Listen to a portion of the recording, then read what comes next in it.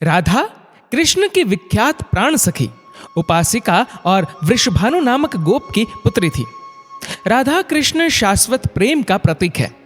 राधा की माता कीर्ति के लिए वृषभानु पत्नी शब्द का प्रयोग किया जाता है। पद्म पुराण ने इसे वृषभानु राजा की कन्या बताया है।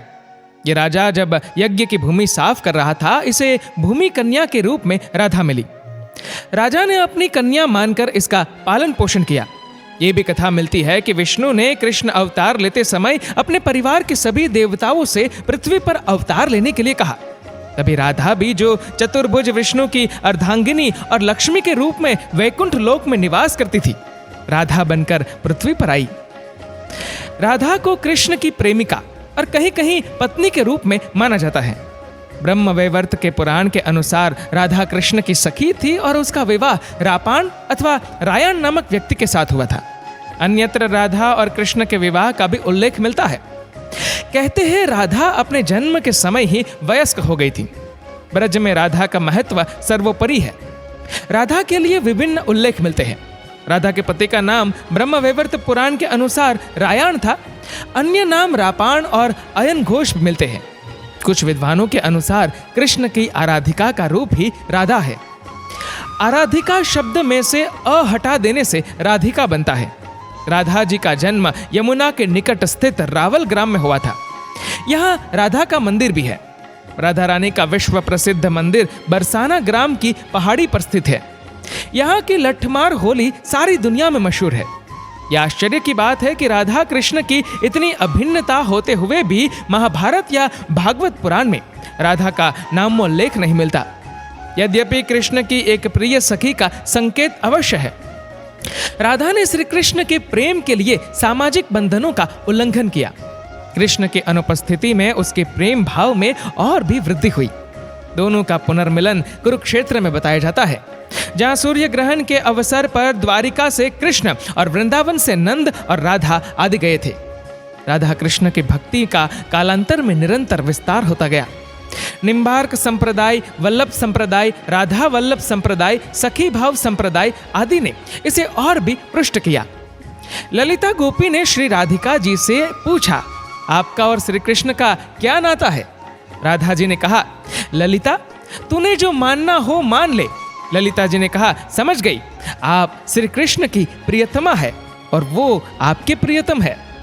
राधा जी ने कहा, तू कुछ नहीं समझी, हम दोनों में प्रियतमा और प्रियतम का भेद है ही नहीं। बस मिलन की तीव्र जिज्ञासा, अभिलाषा पैदा होती है, जो हम दोनों को पीस कर एक बना देती है।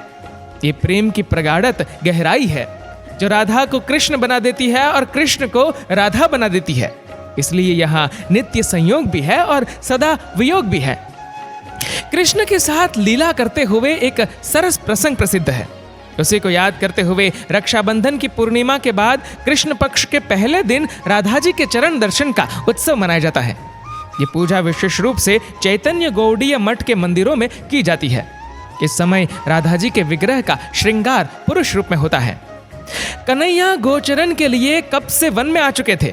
कदम के नीचे बांसुरी बजा बजा कर राधा को टेर रहे थे, परंतु दूर दूर तक राधा के आने का कोई संकेत नहीं मिला। ऐसा कई दिन से हो रहा था। राधा का भाई सुबल कृष्ण का सखा भी था। बार बार खेलने का हठ कर रहा था, पर कृष्ण जैसे अपने आप में नहीं थे। व्याकुलता बढ़ गई तो सुबल से आग्रह करने लगे, सखा कुछ करो, उसे बुला लाओ। सुबल खींचकर बोला, उसका पति अयन घोष गोप द्वार पर बैठा रहता है। लड़का ननंदे, जटीला और कुटीला आंगन में उस पर नजर रखे रहती है। कैसे आए वह? रोज रोज बुलाकर तुमने सारे घर को उसका शत्रु बना दिया है। बस बहुत हो गया। कृष्ण अधीर हो गए। मेरे प्राण जाने को है सुबल, कैसे सखा हो तुम, कैसे भाई हो? विवश होकर सुबल चल पड़ा। एक छोटा सा बछड़ा साथ ले लिया। उसे हाँकता हुआ भागने लगा। राधा के द्वार से पहले उसकी ऐसी मूछ मरोड़ी कि वह सीधा आंगन से होता हुआ राधा के कक्ष में जा धमका। घर के लोगों ने कोई विशेष ध्यान नहीं दिया। सुबल पीछे पीछे राधा के पास पहुंचा। कृष्ण के प्राणों की दुहाई दी। सहमी बावरी सी राधा क्या करती? उसकी व्याकुलता की सीमा न थी। इतने कड़े पहरे में कैसे जाए जमुना के तीर? सुबल ने जल्दी से षड्यंत्र रचा। सुबल ने राधा के कपड़े पहन लिए और राधा ने सुबल के। बछड़े को तेजी से भगाकर राधा बाहर निकल गई। सुबल घूंघट काट कर आंगन बहारने लगा, घर के दूसरे काम करता रहा। राधा कृष्ण मिलन हुआ, दोनों के प्राण लौटे, राधा भी लौट आई। किसी को संदेह नहीं हुआ। प्रसंग की मधुर स्मृति में भक्तजन सुबल वेश में सजी राधा के चरण दर्शन करते हैं। प्रतिदिन भूमि छूती साड़ी अथवा लहंगे की मर्यादा में लिपटी रहती है राधा। आज के वेश में चरण ही दिखाई पड़ते हैं तो भक्त दर्शन लाभ करते हैं। राधा जी भगवान श्री कृष्ण की परम प्रिया है तथा उनकी अभिन्न मूर्ति भी। श्रीमद् भागवत में कहा गया है कि श्री राधा जी की पूजा नहीं की जाए तो मनुष्य श्री कृष्ण की पूजा का अधिकार भी नहीं रखता। राधा जी भगवान श्री कृष्ण के प्राणों की अधिष्ठात्री देवी है, अतः भगवान इनके अधीन रहते हैं। राधा जी का एक नाम कृष्ण वल्लभ भी है, क्योंकि वे श्री कृष्ण को आनंद प्रदान करने वाली है। माता यशोदा ने एक बार राधा जी से उनके नाम की व्युत्पत्ति के विषय में पूछा। राधा जी ने उन्हें बताया कि रा तो महाविष्णु है और धा विश्व के प्राणियों और लोकों में मातृवाचक धाई है, अतः पूर्व काल में श्री हरि ने उनका नाम राधा रखा। भगवान श्री कृष्ण दो रूपों में प्रकट है, द्विभुज और चतुर्भुज। चतुर्भुज रूप में वे वैकुंठ में देवी लक्ष्मी, सरस्वती, गंगा और तुलसी के साथ वास करते हैं, परंतु द्विभुज रूप में वे गोलोक धाम में राधा जी के साथ वास करते हैं। राधा कृष्ण का प्रेम इतना गहरा था कि एक को कष्ट होता तो उसकी पीड़ा दूसरे को अनुभव होती। सूर्योपराग के समय श्री कृष्ण, रुक्मणी आदि रानियां, वृंदावन वासी आदि सभी कुरुक्षेत्र में उपस्थित हुए। रुक्मणी जी ने राधा जी का स्वागत सत्कार किया। जब रुक्मणी जी श्री कृष्ण के पैर दबा रही थी तो उन्होंने देखा कि श्री कृष्ण के पैरों में छाले हैं। बहुत अनुनय विनय के बाद श्री कृष्ण ने बताया कि उनके चरण कमल राधा जी के हृदय में विराजते हैं। रुक्मणी जी ने राधा जी को पीने के लिए अधिक गर्म दूध दे दिया था, जिसके कारण श्री कृष्ण के पैरों में फफोले पड़ गए। राधा जी श्री कृष्ण का अभिन्न भाग है। इस तथ्य को इस कथा से समझा जा सकता है कि वृंदावन में श्री कृष्ण को जब दिव्य आनंद की अनुभूति हुई तब वह दिव्यानंद ही साकार होकर बालिका के रूप में प्रकट हुआ और श्री कृष्ण की ये प्राण शक्ति ही राधा जी है। राधा जन्माष्टमी के दिन व्रत रखकर मंदिर में यथाविधि राधा जी की पूजा करनी चाहिए तथा श्री राधा मंत्र का जाप करना चाहिए। राधा जी लक्ष्मी का ही स्वरूप है, अतः इनकी पूजा से धन धान्य व वैभव प्राप्त होता है। राधा जी का नाम कृष्ण से भी पहले लिया जाता है। राधा नाम के जाप से श्री कृष्ण प्रसन्न होते हैं और भक्तों पर दया करते हैं। राधा जी का श्री कृष्ण के लिए प्रेम निस्वार्थ था तथा उसके लिए वे किसी भी तरह का त्याग करने को तैयार थी। एक बार श्री कृष्ण ने बीमार होने का स्वांग रचा। सभी वैद्य एवं हकीम उनके उपचार में लगे रहे, परंतु श्री कृष्ण की बीमारी ठीक नहीं हुई।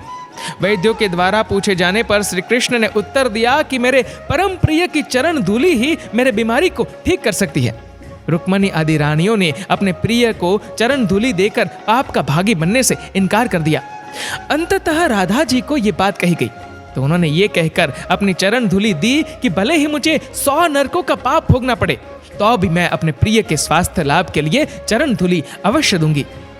कृष्ण जी का राधा से इतना प्रेम था कि कमल के फूल में राधा जी की छवि की कल्पना मात्र से वो मूर्छित हो गए। तभी तो विद्वत जनों ने कहा, राधा तू बड़ी भागनी, कौन पुण्य तुम किन, तीन लोक तारन तरन सो तोरे आधीन।